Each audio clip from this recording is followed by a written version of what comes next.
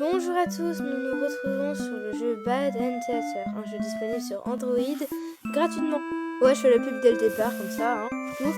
Alors, le jeu est incroyable, je tiens à le dire, je l'ai déjà fait. Donc voilà. Alors, je tiens juste à préciser quelque chose qui est déjà marqué ici, vous voyez sûrement, c'est en rouge. Alors, attention, contient des scènes de violence, de gore, ainsi que du langage grossier. Pour les jeunes personnes, vaut mieux ne pas jouer à ce jeu en fait. Mais que c'est pas non plus horrible, mais pour les jeunes personnes, vaut mieux pas. Donc je préviens avant. Pas de traumatisme non plus, hein. Mais quand même, ça peut faire peur pour certaines personnes. Sûrement, vu que moi non. Mais oui. Si même moi j'ai pu jouer, je pense que les personnes assez jeunes, mais non, n'écoutez pas ce que je dis, personne n'y joue. Mais je veux dire, les personnes de bas âge, n'y jouez pas. Franchement, je vous prie de quitter la vidéo. Je ne veux pas vous traumatiser. Voilà, du coup, on entre. Ce jeu est incroyable, je préviens juste. Bienvenue dans Bad Theater. Sur cette scène, nous jouerons avec le destin. Tu feras de nombreux choix menant à des chemins toujours plus sombres. Tout cela dans le seul but d'assister à une multitude de fins tragiques. Mais tout d'abord, laisse-moi t'expliquer comment cela fonctionne. Pour commencer le tutoriel, choisis le mannequin que tu préfères. Tu es... Alors déjà, je vais lire le truc et c'est vachement important. Bienvenue dans le tutoriel. Choisis un mannequin pour commencer l'histoire. Ok, alors, soit je choisis le mannequin humain trop mignon, mannequin démon. Alors, je vais faire comme la première fois que j'ai joué. Tu contrôles le mannequin démon. Tu es un gars alors féroce mais qui n'embête personne. Comment vas-tu interagir avec le mannequin humain? Alors, je vais faire exactement comme j'ai fait le tutoriel avant. Donc, ne me trouvez pas cruel. Tu tues le mannequin humain de sang-froid. Quelle violence! Tu viens d'atteindre ta première mauvaise fin, mais ne t'inquiète pas, l'histoire ne s'arrête pas là. Il y a une solution, la scène est récite. Essaye de contrôler l'autre mannequin cette fois. Donc, l'autre mannequin c'est lui. Non, je dis pas si débile. Tu contrôles le mannequin humain, tu es un petit gars sympa qui n'embête personne. Ah, trop bien. Comment tu interagis avec le mannequin démon? Alors, soit tu l'attaques, soit tu es gentil. Et moi, la dernière fois, j'ai mis gentil. Cette fois-ci, tu essaies de devenir ami, mais le démon t'attaque et te tue. Genre, le gars, il vit sa meilleure vie pendant que l'autre est en train de manger le sol. C'est parce que tu as choisi d'attaquer au tour précédent. Est-ce que tu commences à comprendre comment cela fonctionne? Maintenant que tu sais comment l'histoire se déroule, tu peux choisir le comportement des mannequins à l'avance. Comme tu as pu le constater, ces comportements seront automatiquement, ça fait un ma phrase, mais automatiquement définis par ceux que tu as choisis pour l'histoire précédente. Mais maintenant, tu peux en choisir un. Tu peux en choisir ou en enlever sans avoir à rejouer depuis le point de vue du mannequin. Attends, c'est-à-dire que... Alors, j'explique un petit peu. La dernière fois que j'ai joué, du coup la première fois, j'ai dû refaire les scènes à chaque fois. Et là, je vois qu'en fait, il y a un petit cadre qui me disait tu peux en choisir ou en enlever sans avoir à rejouer depuis le point de vue du mannequin. Donc, c'est-à-dire que j'ai passé 5 heures à jouer. Mais qu'en fait, je pouvais faire ça en 3 heures. 2, peut-être une. Et oui, mon être un jeu des réflexions. À présent, essaye une autre combinaison de comportements pour découvrir de nouvelles fins. Ok, alors moi, je suis une vraie méchante. Oui, j'ai envie de voir. Et il meurt. Fin du tutoriel. C'est bon. As-tu compris comment jouer? Oui, c'est compris. Ce jeu sauvegarde ta progression automatiquement, alors détends-toi et collectionne les mauvaises fins à ton rythme. Et sans plus attendre que le spectacle commence. Alors. Désolée, j'ai entendu le bruit à côté. Alors, en fait, du coup, ça choisit le personnage. Moi, j'aime bien les couleurs, c'est joli. Alors, tu as l'Overlord, qui est vachement stylé. Ah, je la trouve trop belle. Alors, le sous-fifre, qui me fait un peu peur. Une jeune fille en violet. Le violet, c'est magnifique. Et le héros. Alors, sachez que j'ai juste 2 choses à dire. Elle vont être hyper importantes. Hyper importantes, vu que c'est référence à 2 personnages hyper importants. Voilà. Alors, ici, on a le nombre des mauvaises fins collectées. Voilà.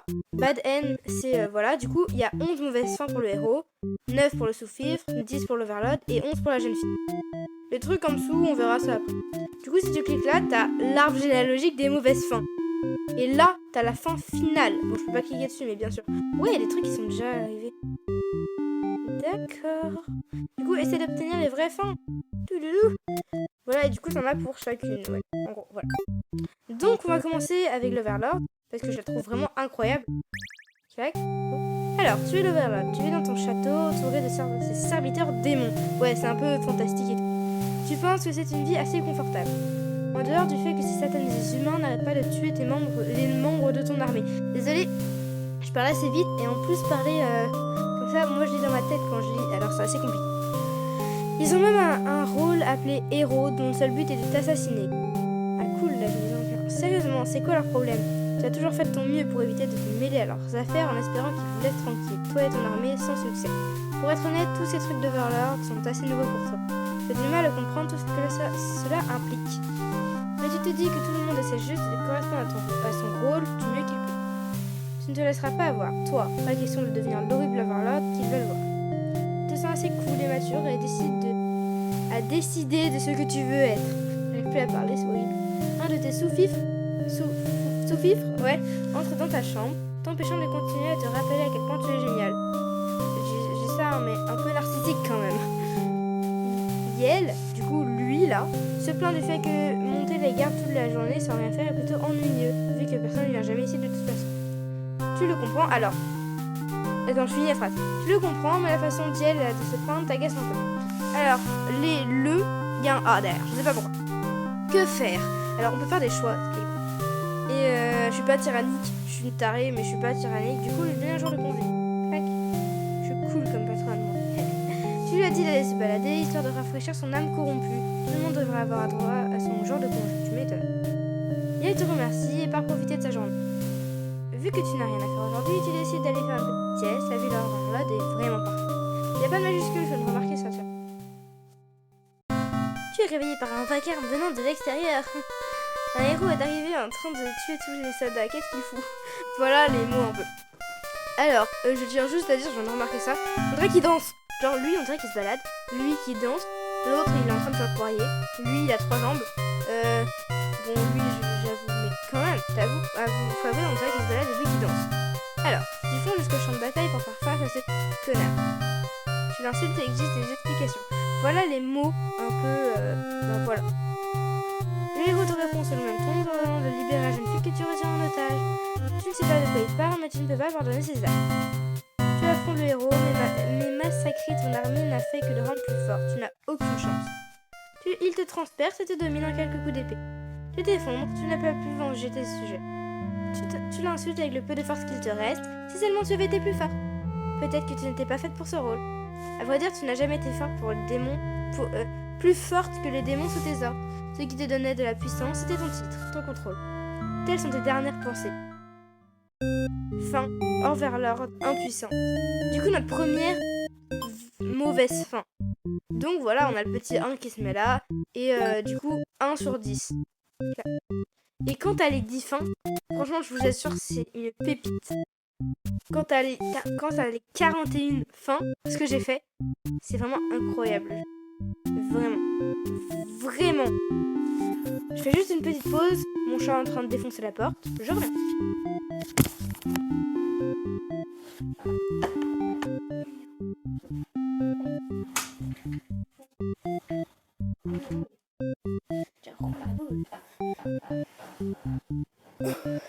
Ah oui, je me remets dans le trou où j'étais. Et c'est bon, je suis de retour après avoir écrasé mes chats qui sont sur le canapé. Et oui. Alors, pour changer un peu, du coup, on a là, on activer, désactiver. Donc, je vais pas l'activer vu que voilà. Et on va passer à le sous-titre. Pour moi, c'est sous-titre. Non, sous-titre. Ah, mais moi, c'est sous-titre, pas sous-fifre. Alors, tu es un sous-fifre au service de l'Overlord. Tu n'es pas vraiment forte, mais pas vraiment faible non plus. C'est ce que te disent tes amis. Voilà. Ton boulot est de monter la garde et d'empêcher les humains de s'approcher du château. Ce qui est incroyablement ennuyeux. Ils ont tous la même coupe, hein. Je dis ça, j'ai rien. On ne voit presque aucun héros ici de toute façon. Tu passes la majorité de ton temps à rester sur place et à regarder dans les vides. Ah, belle occupation, hein. Tu as vraiment besoin d'une pause. Décide d'aller demander un jour de congé à l'Overlord. Et elle est étonnamment d'accord. Génial. Tu pars à l'aventure en dehors du château. Le changement d'ambiance est assez rafraîchissant. Tu t'amuses à rouler dans l'herbe sans retenue. Alors que tu te balades sur le chemin d'un village humain, tu rencontres une jeune fille. Elle a l'air très effrayée et appelle un héros au secours. Que devrais-tu faire? Alors soit tu la dévores, t'es un cannibale, soit tu les déterres. Là, la jeune fille se calme, tu n'essayes pas de l'attaquer. Voilà. Et maintenant, elle te parle comme si vous étiez amis. Tu ne comprends pas vraiment les humains. Vous parlez évidemment la même langue. Ce qui tu trouves toujours trouvé, je sais plus parler. Ce que tu as toujours trouvé étrangement pratique. Pourquoi il n'existe pas une seule langue? N'a-t-il qu'une seule langue dans le monde? Puisque les démons et les humains ont des sociétés différentes, ne devraient-ils pas avoir chacun leur propre langue? T'imagines, il y a la langue breton, parisien, norvégien ça existe. Laissez tomber. Mais je veux dire, il y a des langues comme ça, genre, le breton ça existe, je sais, mais t'imagines le parisien. Je sais pas, il y a quoi d'autre comme ville je sais. Le plébénois. T'imagines parler comme ça, là? Un truc improbable. La jeune fille parle dans les explications à propos d'une destinée qu'elle essaye d'accomplir. L'essentiel, ce que tu as compris, c'est qu'elle veut que tu l'amènes vers l'Overlord. Ça pourrait être intéressant, tu n'as rien de mieux à faire de toute façon. Satisfaite de ton jour de congé, tu emmènes la jeune fille au château et la présentes à l'Overlord. Elles ont l'air de bien s'entendre, alors tu décides d'aller faire une sieste. Contrairement à ce que certains peuvent penser, ceci n'est pas son œil, c'est sa bouche. C'est juste son cachet, là, quelque part. C'est ses cheveux, c'est je sais pas. Du coup, pion tout ici. Quelques heures plus tard, les échos d'un combat te réveillent.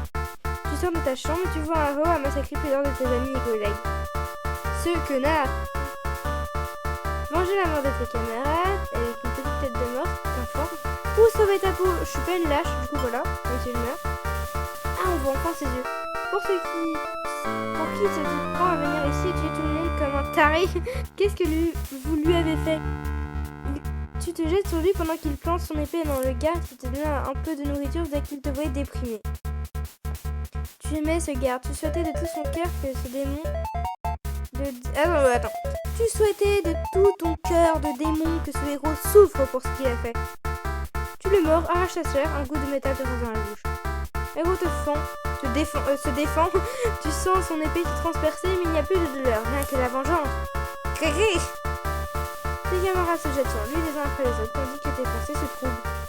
L'héros est vaincu, ton armée a gagné. Youpi, tu as mérité ton repos. Je suis mort? Ah oui, c'est vrai. Sous-fifre victorieux. Du coup, deuxième mauvaise fin. Il y a quelqu'un qui est mort, ou même deux personnes, je crois. Donc, voilà. Donc, on a la première fin du sous-fifre. Je vais faire une fin pour chaque personnage, et après, je m'intéresser un peu plus à chacun. Parce que vraiment, c'est trop long de faire tout dans le désordre, c'est compliqué. Du coup, la jeune fille. Tu es une jeune fille, tu vis dans un village paisible proche du château d'une terrifiante Overlord. Ouais, bon, c'est un peu cliché le truc, mais bon, on pense comme ça au départ, mais après, ça s'enclenche. On t'a toujours dit que tu étais destinée à être capturée par cette Overlord parce que tu es une jolie jeune fille. Tu vois, tous les gens là, les vicieux qui regardent trop les dessins animés. Non, c'est faux, les dessins animés c'est génial. Mais je veux dire, qui regardent trop des clichés. Les démons adorent faire ça, à ce qu'il paraît. Genre les démons ils se lèvent, ils se disent tiens, je vais aller capturer quelqu'un là. Ouais, je le mets où? Aucune idée. Mais je le capture et ce sera une fille, jolie et jeune. Tu vois, cliché, complètement. Tu te dis que ce n'est cependant jamais entendu ce genre de choses arriver à qui que ce soit. Tu m'étonnes. Mais peut-être que les démons n'en ont pas encore eu l'occasion. Qui sait? Attends, mais le village habite à 5 mètres du château. Ça, c'est vraiment... Tu es à l'église, tu pries ton Dieu, demandant pourquoi tu as dû naître dans ce rôle. Tu respectes bien évidemment le plan divin, mais tu voudrais bien savoir à quoi cela peut bien servir. Tu es très impatient. Ah, j'arrive pas à dire. Rencontrer un démon a l'air d'être assez palpitant. À vrai dire, peut-être que tu comprendras mieux ton rôle si tu te faisais capturer au plus vite. C'est la seule personne dans le monde qui veut se faire capturer, je pense. Tu laisses une note et pars à la recherche d'un démon juste au cas où. Son écriture est magnifique. Peu après avoir commencé ta petite aventure, tu aperçois un sous-fifre démoniaque. Il est un peu flippant. Sympa pour Yel. Appeler un héros au secours, te présenter. Je suis polie, moi. Tu te présentes au démon et lui expliques que tu es une jeune fille du village. Tu lui dis que tu pensais peut-être avoir une meilleure compréhension de ton rôle si tu te faisais kidnapper plus tôt. Le sous-fifre ne semble pas t'avoir réellement prêté attention, ce qui t'énerve un peu. Cela dit, Yel accepte de t'emmener jusqu'à l'Overlord.